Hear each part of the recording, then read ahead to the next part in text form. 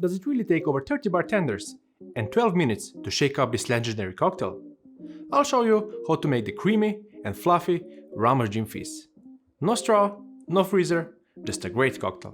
Hi friends of cocktails! A couple of months ago, Cara from behind the bar had an awesome idea to get a bunch of YouTube bartenders to help her make the Ramos Gin Fizz. Now unfortunately in these times it's not that easy to get everyone together to help out, so I decided to reach out to my bartender colleagues across the globe for some help instead. And I know just the person to get this started.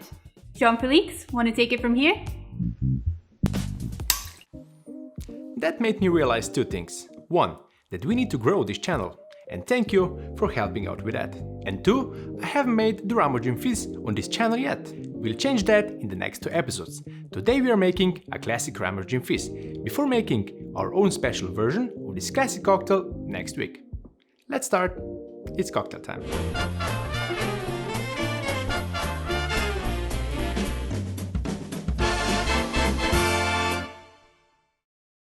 Before we start, let me just say that Cara made an incredible video with an all-star cast of YouTubers that I'm a huge fan of. And you should be too. I'll leave a link to her video in the description, so make sure to check it out later. Now who or what is a Ramos? Henry Charles Ramos, known to his friends as Carl, gave his last name to a cocktail he created in 1888 in New Orleans. This cocktail was originally called the New Orleans Fizz, and it was some creation. Ramos used gin as the base spirit.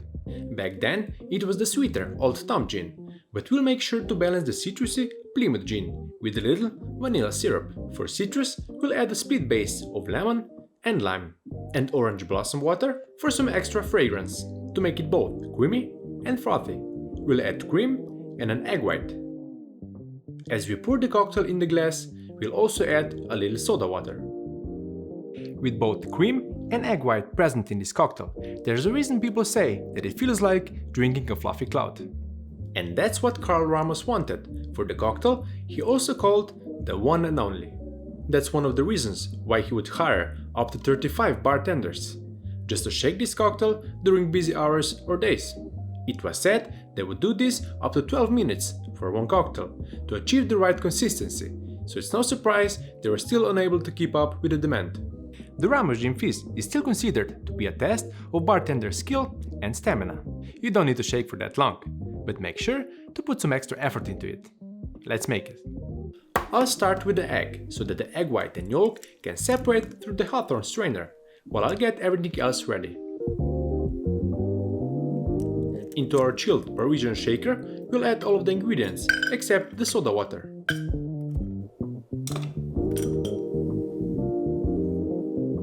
I'll start with 60 ml or 2 ounces of Plymouth gin.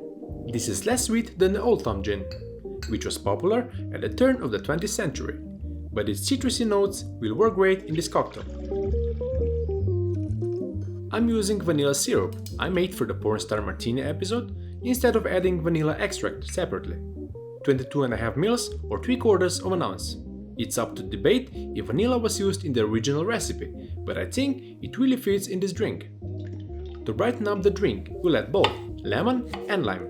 To balance the sweetness of the vanilla syrup and the cream, we'll add a full ounce of citrus juice, so 15 ml or half an ounce of each.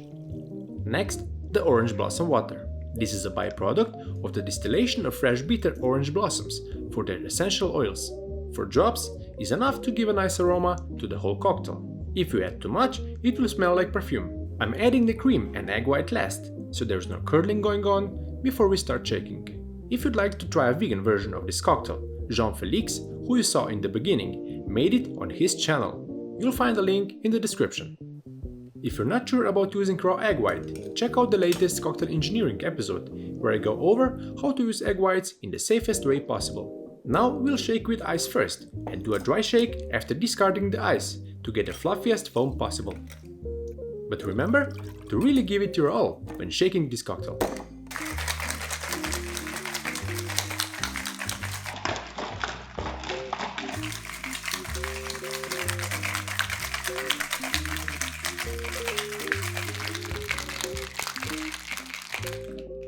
So I don't get too tired, I ask for some help too. I saw your shaking is pretty good in the egg whites episode, Thanks for helping out. No problem.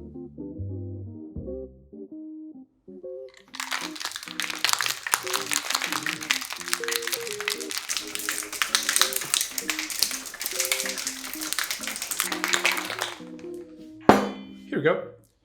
You want me to measure how high the foam gets? I think we're good. Thanks.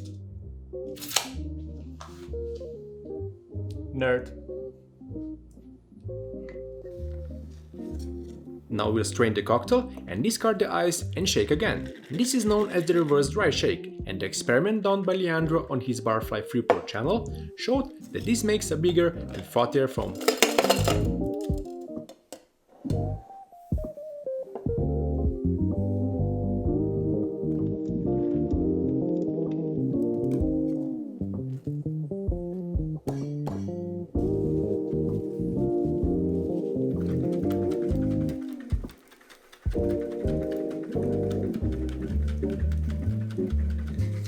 Then get your frosted highball glass and pour in approximately 30 ml or 1 ounce of soda water. When the cocktail hits the soda, the CO2 will make the foam bloom and make it even lighter. On the other hand, this means the foam won't get as stiff, making it harder to lift it way up past the rim of the glass, as you often see with the Ramos Gin Fizz. That's why you need to shake it really hard. But as long as you achieve the proper texture and mouthfeel, don't worry too much about that tower of foam. After we left it sitting for around 30 seconds, we'll add more soda. Pouring it into a shaker first will rinse it out and give you more control, so you can really do this slowly. And make sure your glass isn't too big, so you don't have to add too much soda water for the foam to reach over the top.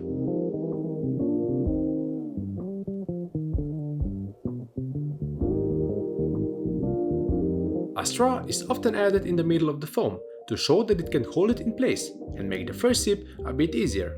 But that doesn't give you the creamy mustache. And where's the fun in that? Let's try it. It has a nice, creamy vanilla aroma, but to get the full experience of this cocktail, you really have to dive in. That way, you get the cocktail through the rich cloud of foam. The slight notes of citrus play so well with vanilla and cream, which are in the forefront all the way to the aftertaste.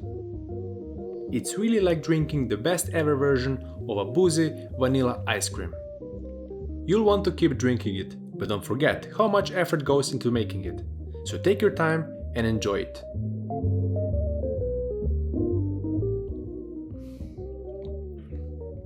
As the prohibition started in the US, Henry Carl Ramos announced that he sold his last Gin Fizz. Luckily for us, they can't stop cocktail time, so make sure you don't miss the next episode with my version of the Ramos Gin Fizz. Cheers!